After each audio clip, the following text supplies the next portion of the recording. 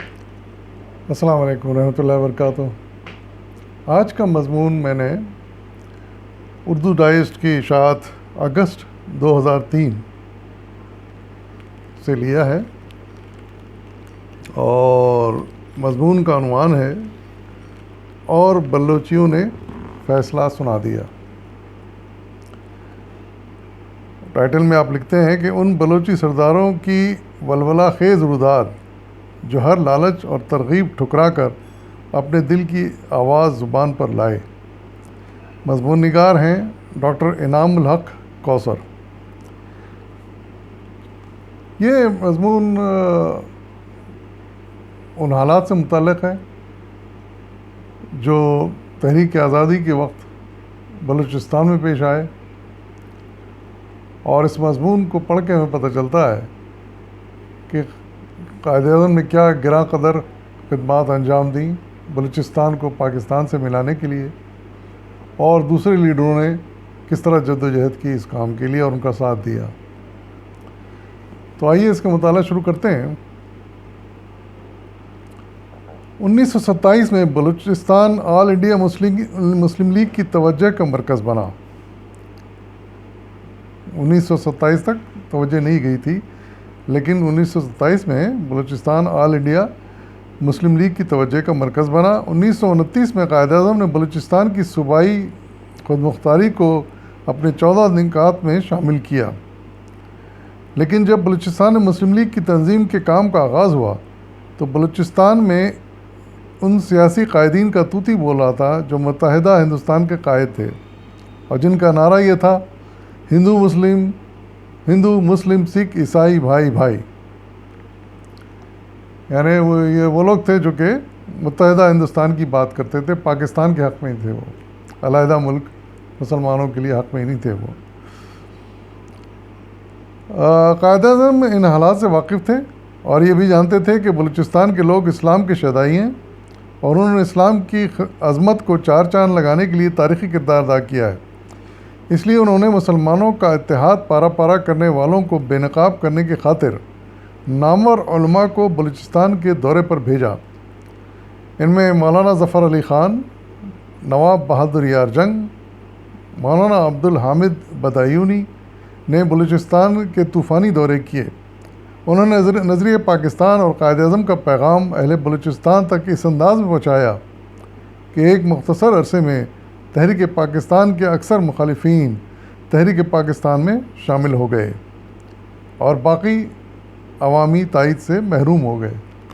پہلے کام تو یہ کیا قائد اعظم نے کہ بڑے بڑے لیڈروں کے جن کے نام میں نے اوپر لیے، ان کو بلوچستان بھیجا اور ان کو پاکستان کے لیے قائل کرنے کی جدوجہد شروع کی۔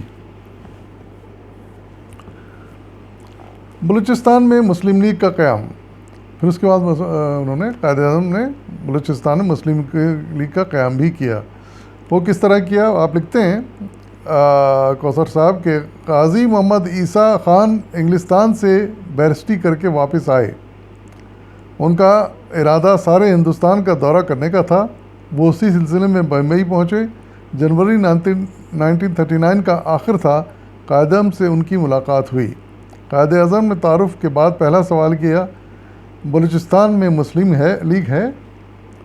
یہ قاضی محمد عیسیٰ خان جو ہیں، یہ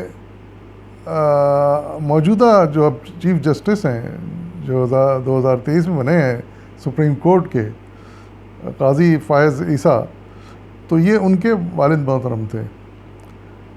تو اب دیکھیے کہ ان کا کتنا اہم کردار رہا ہے بلوچستان کی آزادی میں اور پاکستان کی شمولیت میں۔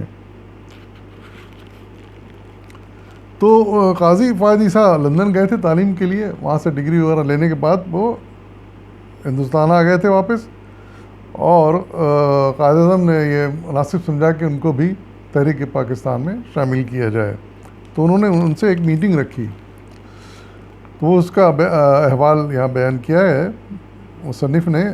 قاضی عیسیٰ نے کہا، میں ابھی انگلینڈ سے آیا ہوں، میرا خیال ہے کہ وہاں مسلم لیگ نہیں ہے۔ یہ سن کر قائد اعظم نے پوچھا، آپ خود کیوں مسلم لیگ میں کام شروع نہیں کرتے؟ قاضی عیسیٰ نے جواباً عرض کیا، حضور میں ابھی انگلستان سے تعلیم حاصل کرنے کے بعد آیا ہوں، میں یہ بھی نہیں جانتا کہ مسلم لیگ کیا ہے اور ایک سیاسی جماعت کی بنیاد کیسے رکھی جاتی ہے۔ قائد اعظم نے فرمایا، اچھا تم میرے ہاں دوپہر کے کھانے پر آنا۔ قاضی عیسیٰ کا کہنا ہے کہ دوسرے دن غروب آفتاب تک ملاقات جاری رہی۔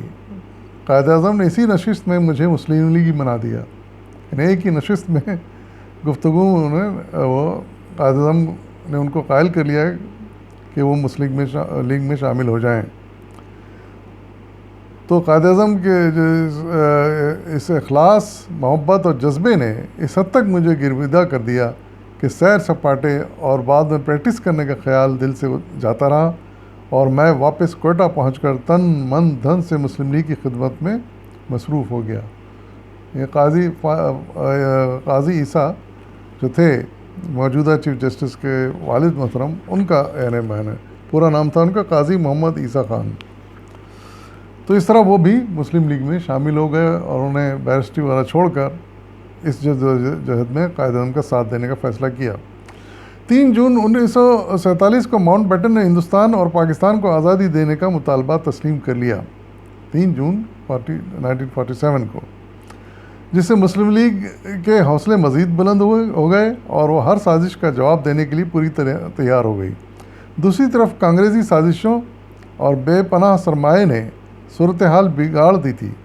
ان حالات میں مسلم لیگی رہنماؤں، قبائلی سرداروں اور جابازوں نے حالات کا رخ موڑنے کے لیے سر دھڑ کی بازی لگا دی، یعنی انہوں نے دیکھا کہ قائد اعظم اب اس طرف تو متوجہ ہو گئے ہیں اور اپنی پوری کوشش کر رہے ہیں، تو انہوں نے بھی ان کی مخالفت میں کوئی کسر اٹھا نہیں رکھی اور پوری کوشش کی ان کی مخالفت کرنے کی۔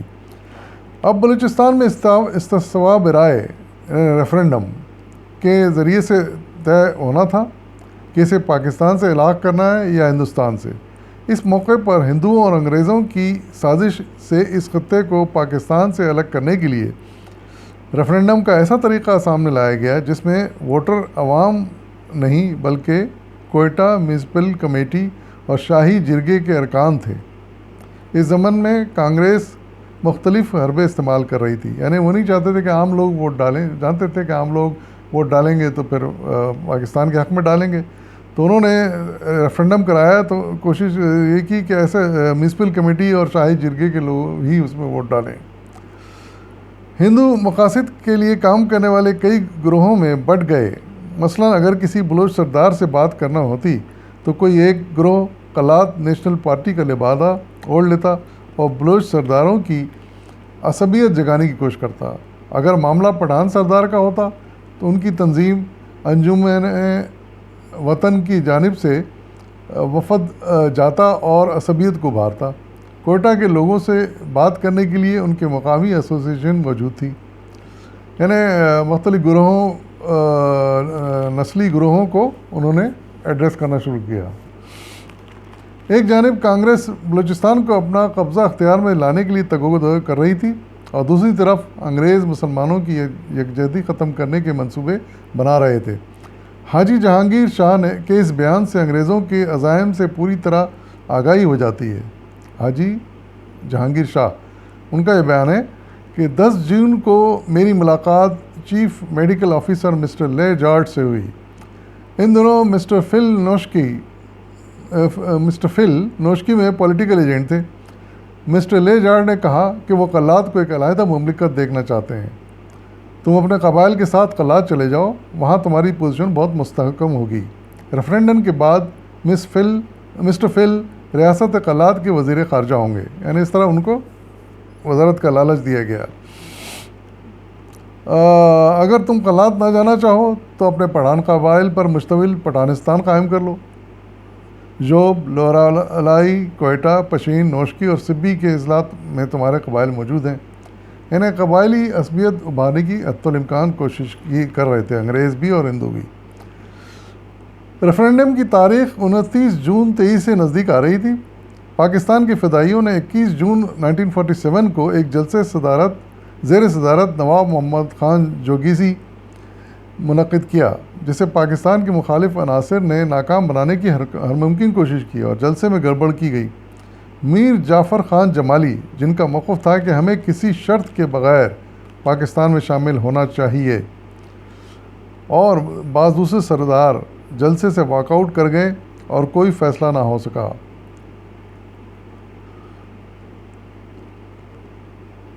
بعد ازاں 23 جون کو مقامی ایسوسی ایشن کوئٹہ کے جلسے میں اس کے صدر نواب محمد خان جوگیزی نے پاکستان کی حمایت میں قرارداد پیش کی۔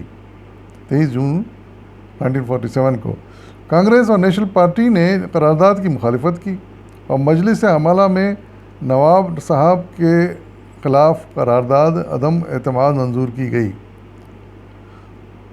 قائد اعظم کو پوسٹ آفس سپرنٹینڈنٹ ابراہیم علی خان کے توسط سے، جنہوں نے تشکیل پاکستان میں خاموشی کے ساتھ اہم کردار ادا کیا، اس صورتحال سے آگاہ کیا گیا۔ چنانچہ قائد اعظم نے اس سلسلے میں 25 جون کو ایک بیان جاری کیا۔ قائد اعظم نے اس موقع پر ایک بیان جاری کیا جس کا متن یہ ہے، قائد اعظم کا بیان: ابھی فیصلہ ہو چکا ہے کہ بلوچستان میں 29 جون کو ریفرینڈم ہوگا۔ میں ہر بلوچ مسلمان سے اپیل کرتا ہوں کہ ہندوستان کی دستور ساز اسمبلی کے بجائے پاکستان کی دستور ساز اسمبلی میں شامل ہونے کے حق میں ووٹ دے۔ مجھے امید ہے کہ رائے دہندگان اپنا فیصلہ دیتے وقت اس چیز کا احساس کریں گے کہ بلوچستان مملکت پاکستان ہی میں باعزت طور پر زندہ رہ سکتی ہے۔ یہ قائد اعظم کا بیان تھا، دو ٹوک اعلان تھا۔ اسی دوران بلوچی رہنماؤں کے مابین غلط فہمیاں دور ہو گئیں اور نواب محمد جوگیزی اور میر جعفر خان جمالی نے یہ مشترکہ اعلان کیا کہ ہم کانگریس اور اس کے ایجنٹوں کو تنبیہ کرتے ہیں کہ وہ روپے کے زور سے ہمارے سیدھے سادے مخلص مسلمانوں کو گمراہ نہ کریں۔ ہم ان تمام مسلمان ملت فروشوں سے بیزاری کا اظہار کرتے ہیں جو آزاد بلوچستان کے نعرے سے پاکستان کی اسلامی حکومت کے خلاف عوام میں زہر پھیلا رہے ہیں۔ ہم اعلان کرتے ہیں کہ بلوچستان کا بچہ بچہ پاکستان کی خاطر اپنی جان و مال قربان کرے گا، اور جو پاکستان کی مخالفت کرے گا وہ یقیناً اسلام کا دشمن سمجھا جائے گا۔ یہ نواب محمد جوگیزی اور میر جعفر خان جمالی کا مشترکہ اعلان تھا۔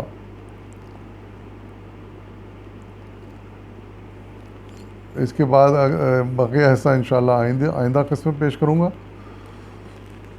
اجازت دیے، فی امان اللہ۔